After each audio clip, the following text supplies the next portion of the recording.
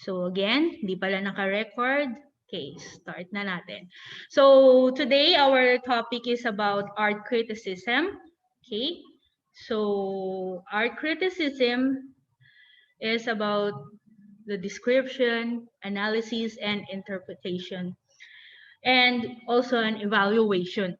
So, isa rin yan, yung apat na yan, dyan tayo iikot ngayong araw na ito for our lesson. So, describing an art. Okay. Siguro, praktisado na kayo sa naging lessons natin last year and even ng mga nakakaraan. At pag nagpakita tayo ng pictures, ay pinadi-describe natin mostly sa ating mga activities. Okay? So, meron tayo ditong isang pag-aaralang painting. Okay? This is from Region 6 sa Capiz. This painting is about Pierre Patricio. Ginawa tong painting na to, yan, 2013. Ano yung title niya? Kung makikita nyo, ano yung title ng kanyang ano? Cristel. Ano ito? Anne Cristel. Yolanda po. Yan, about Yolanda. Okay, thank you. So, about Yolanda, yung ating painting. And himayin natin siya kung ano yung painting na ito, yung sa kanyang pagkakagawa or sa pagkakagawa ni Pierre, kung anong magiging interpretasyon natin sa painting niya. Okay, ayaw niya. Okay. Subject matter. Okay. Subject matter. Oh. What is the main figure in the artwork? Ano yung nakikita nyo sa artwork na ito? Anyone? Mariel?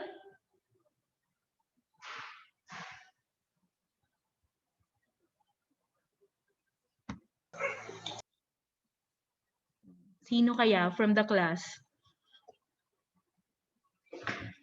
Ano yung mismong nakikita nyo sa picture? Yung pagpasok nyo or pagtanaw nyo ng picture na ito, ano ang inyong matatanaw?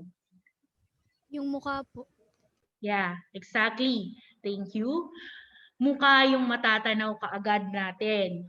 So, the main figure is a female face surrounded by things found in the environment. So, yan. So, how do other figures in artworks relate to the main figure? Okay, so andyan naman, nakasulat din naman. So, fish and leaves, water and air, the artist combined this with legendary sari manok. Okay? Particular naman kayo, o alam nyo na may sari manok, di ba? Ewan ko kung inabutan nyo pa nung sa ABS-CBN ang gamit nila ay sari manok. But I guess hindi pang kapanahunan ko lang yon. Anyway, so sari manok and wind, as suggested by the wavy colored shape, the figure does not represent man admits nature rather than its modern nature admits creation. So, ma'am, hindi ko pa rin mag-gets. Sige. Ano pa rin natin yan. Hihimayin natin siya. So, sige. Okay. So, what are the materials or medium used by the artist? So, does the medium or does this medium bring out the intended effect of the artist? Sa ibang sino gustong palagay nyo, anong medium yung ginamit dyan? Tama. Sige, nakalagay na dyan, guys. Okay, so the artist used acrylic paints on a concrete and textured wall. So the wall gives the painting good rough texture to best express the tragedy and the destruction of the typhoon Yolanda brought to the southern parts of the Philippines. If the artist used a smooth canvas, the message would not have been come across effectively. So nakakaapekto or nakakadagdag sa pagki-criticize din kung anong texture na gagamitin ng isang artist. So, in that painting, hindi siya ginamit sa katsa, hindi siya ginamit sa tela.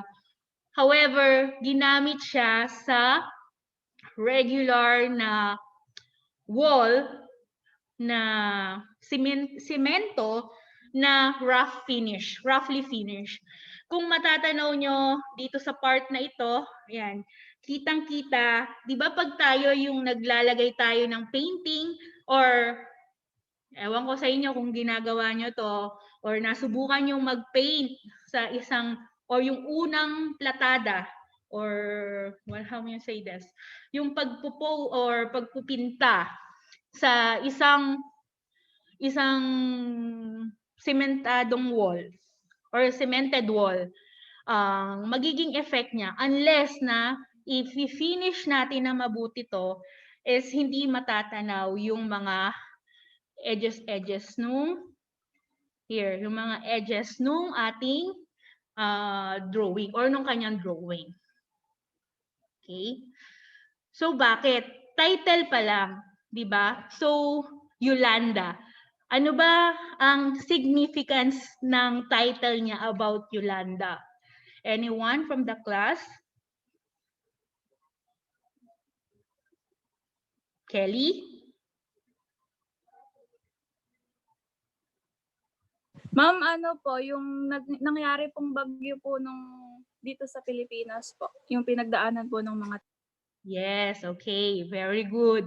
So, si Yolanda, di ba, ang daming trahedya. Kilala tayo sa buong mundo dahil sa bagyong dumating na yan. Dilubyo, sinasabi nga nila, di ba? So, parang ang daming gustong ipakita ng pictures na yan, di ba? Kung makikita nyo, unang-unang nasa face ay babae or female figure. And then, ang daming naka-surround sa kanyang elements.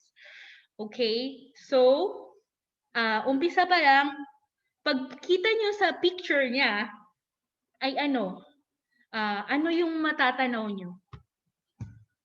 Anyone? Hindi ako nangangagat.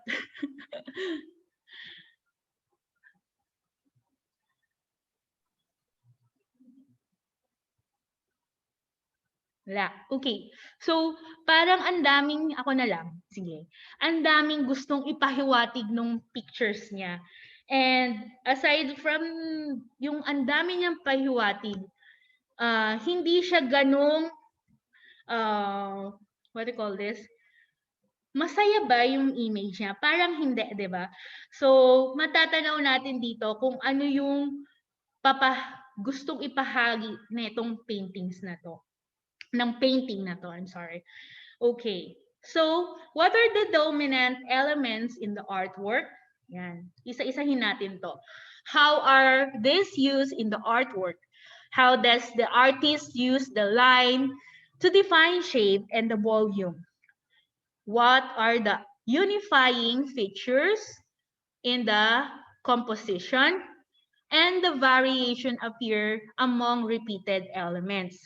So, akalain nyo, sa art pala natin, sa painting lang ito ha, ang daming interpretasyon or interpretations with regards sa guhit. Kanina nasimulan tayo nung sa concrete, di ba?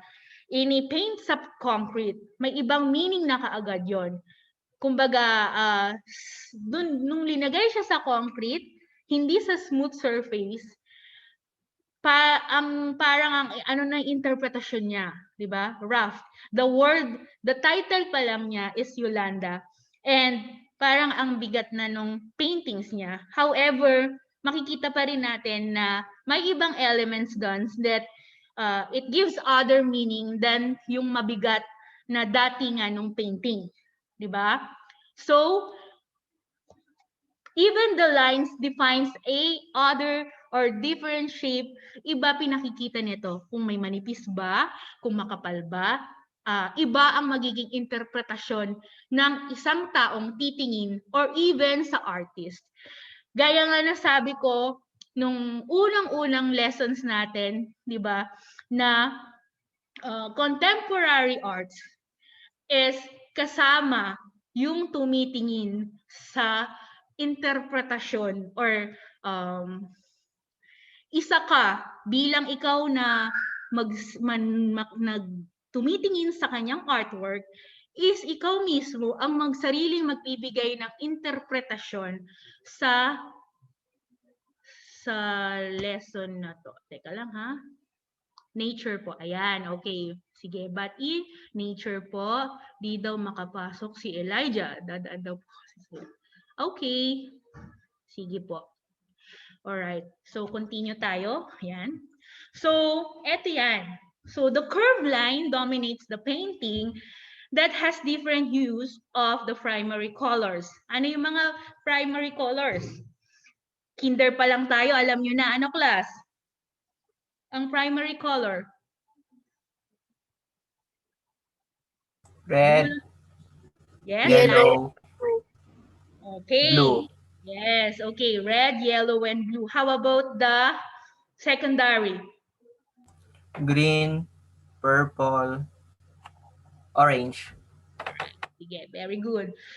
Okay, Lawrence. Okay, so yan. Blue connects the different elements around the human face with eyes closed as if near to the witness the disturbance brought by nature. Okay, so kung titingnan natin kanina, di ba, pwede namang ni artist ibukas yung mata ni babae, okay? Pwede naman niyang bukas. However, yung interpretasyon ng binibigay nitong painting na to is about what? About the tragedy, di ba? Nung ginawa na nangyari kay Yolanda. Okay? So the leaf holds feathers and leaves surround the face like hair. Okay? So imagine yung gano kagaling sa contemporary arts itong artist na ito dahil in-incorporate niya yung face ng babae and yung nangyaring or sinamahan niya ng nature. Okay, so above the living creatures that occupy the middle through the bottom parts of the painting is a dying priest that brings the blue hue to meet with the brown brick wall. The objects are unified by the curved lines that flow from the top of the bottom of the frame. Strong orange moon near the sari manok breaks the monotony of blue. For others, it's just a painting. Pero kung ititingnan nyo ng malapitan or you will dissect, ano ba yun? Kung hihimayin nyo ang paintings niya, is pwede naman sana, di ba, kung titingnan mo sa iba, yung patay na puno, sana dapat kung hindi ganyan yung kanyang title pa lang, ay makulay na, mag-green na. However, dahil nga dun sa tragedy ng nangyari sa Yolanda, so the picture itself, ini-interpret niya na it's something sad sa mga nangyari doon. Next. Art analysis starts with the description of an artwork.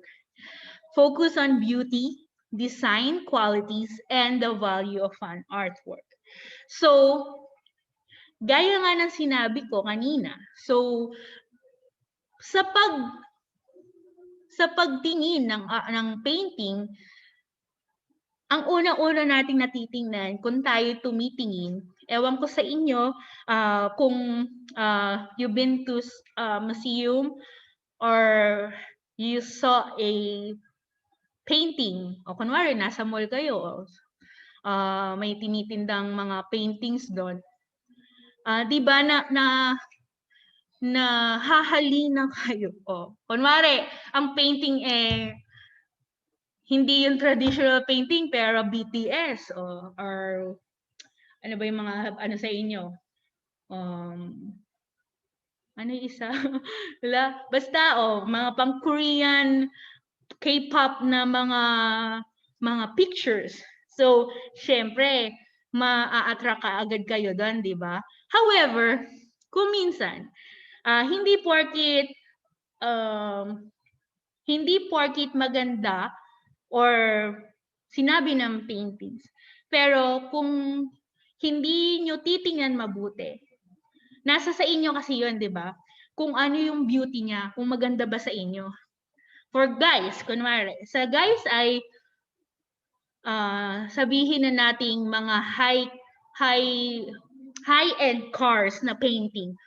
And for girls, sabihin na natin na mga flowers or bags or something like that, yung about sa painting niya.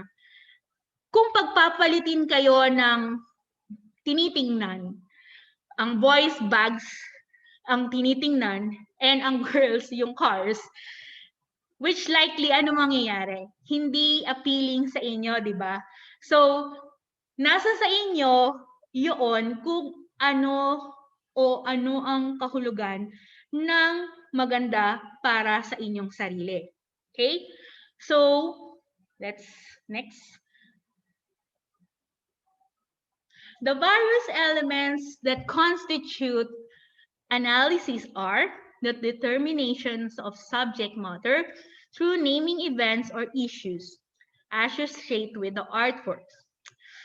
Discussions of how the qualities of the artwork contribute to its appearance, image, or function. Next, reaction to the artwork. Okay, so magbabase ka, hindi porkit bulaklak ang nakalagay doon ay bulaklak na siya. Minsan, mas madali mong ma-i-interpret yung gusto ng artist, lalong-lalo na kung merong title yung kanyang drawing. Okay? Kuwari, ang title niya ay COVID-19. So, definitely, pag nakita nyo na COVID-19, as of now, ano ang ano ni COVID-19? Diba? So, diba, medyo mabigat pa rin para sa atin tanggapin na instead of we are having this discussion as face-to-face, however, ginagamitan natin ang teknolohiya ng yes? Sino yun? Okay. Alright, ginagamitan natin ng teknolohiya. So, makikita nyo na iba yung lalabas kung alam nyo yung title and then yung appearance, bukod sa appearance, and magiging titingnan ang the way how you see the artwork or the art piece. So far, nagigets nyo yung ating discussion? Yes po. Thank you, Jan. Okay. So, tatandaan lang, sa various elements constitute in the analysis, hindi lang sa painting ang inaano ko, pero dahil ang sample ko ngayon ay painting, ganito rin yung inyong makikita kung sabihin na nating ang artwork ay metal or ceramic. So, nasa sa inyo kung inyong hihimayin or basta yon i-itemize or titingnan niyo mabuti or bubusisain yung isang artwork. Okay. So, Ayan. Oh, running out of time. Okay. Paano to? Ulit tayo. Okay. Upgrade. Okay. So,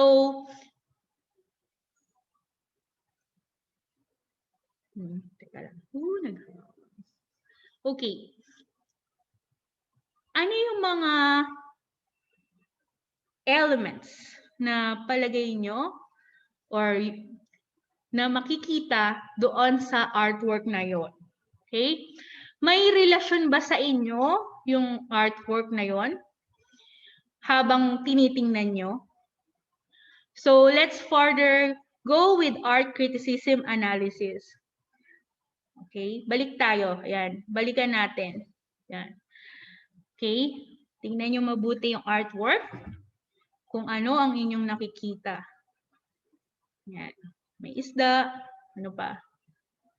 Okay. So, next. Okay, eto na. Typhoon Yolanda, known internationally as Haiyan, was one of the strongest tropical cyclone and the strongest storm recorded at landfall ever recorded. It devastated the southern part of the Philippines on November 7, 2013.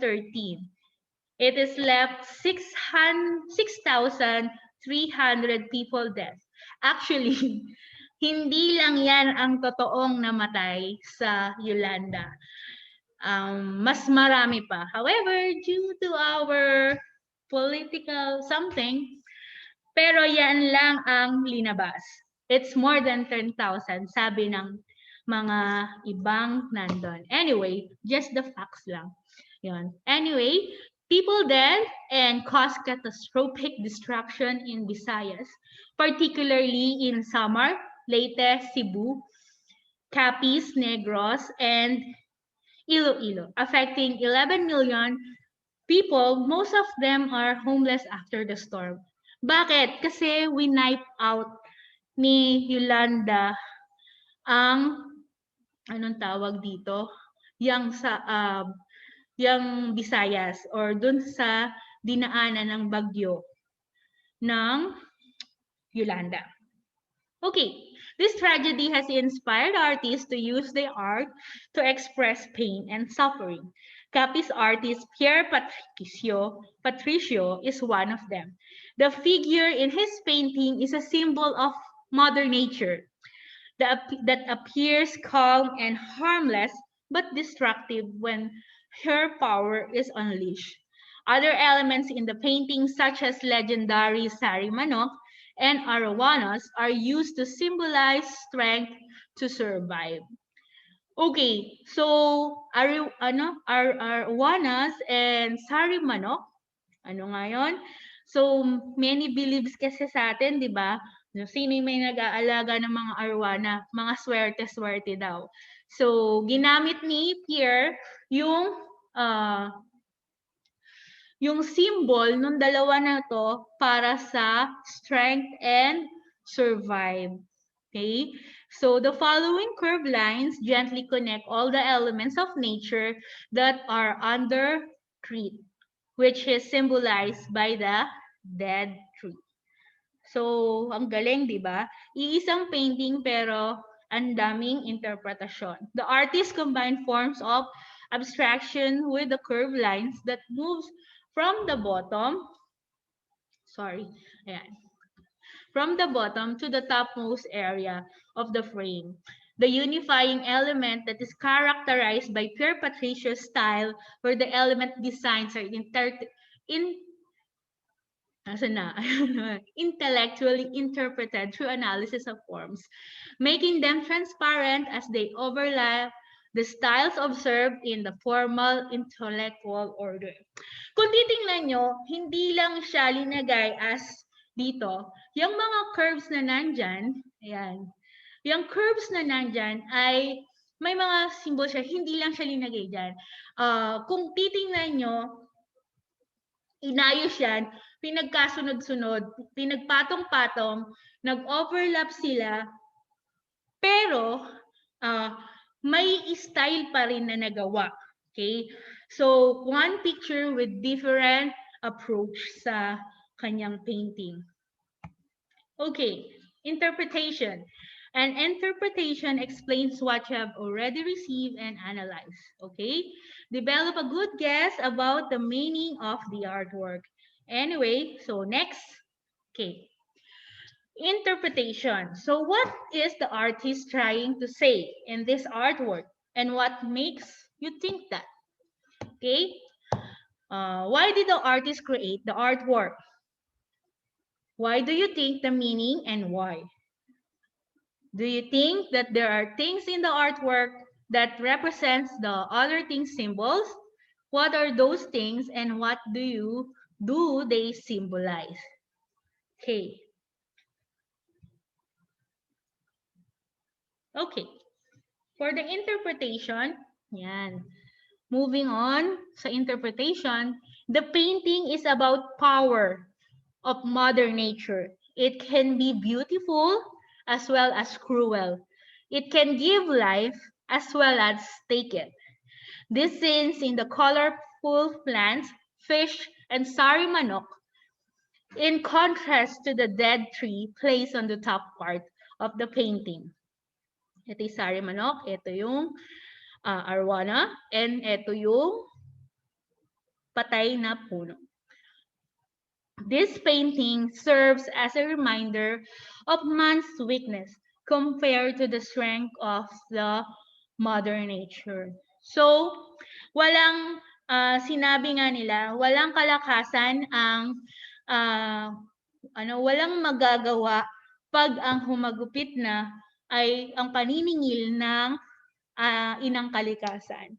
So, gaya na nangyari sa Yolanda, okay, ang daming namatay, ang daming nabuwis ng buhay, and just because isang bagyo lamang, pero ang dami ng nasira. Okay, he employ a selective eye and focus on the elements that the eye should have able to reflects on the tragic effects of the super typhoon, although he contrasted the living creatures with the dead tree that may connote hopelessness, and the colors that occupies most of the vertical plane symbolize of hope. So, halo-halo, pero ginamitan niya ng ibang art or creatures gaya nga nung sari manok and arwana, para magkaroon din ng hindi lang negative ang dating ng pictures niya or ng paintings niya. However, meron din doon na pinakikita na balance ng life and hope. Okay. Okay, so yon. So kayo, anyone, isang lang, ano ang masasabi nyo about sa pictures ni Pierre? Isa lang, oh. Okay, sino kaya? Volunteer, guys? Class?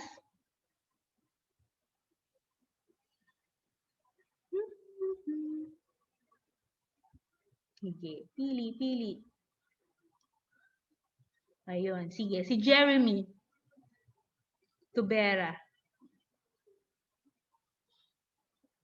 Jeremy?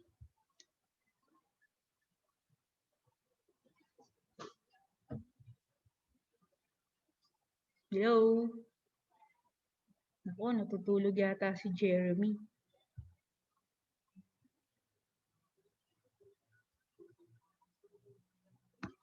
Okay, mukhang natutulog si Jeremy. Si Jean. Jean de la Cruz. Ma'am, ano po yun, ma'am? Okay, Hindi sa'yo. po marinig masyado Choppy po Chubby? Nawawala po. Okay. O, sige. Ano yung sa'yo? Ano yung unang mo sa pictures? Yung nakikita po dito sa po. Ano yung naging interpretasyon mo? Mother Nature po. Okay. So, yun yung kaagad na pumasok sa iyong isipan. Thank you. Yan. Salamat. Okay. So, eto. Judging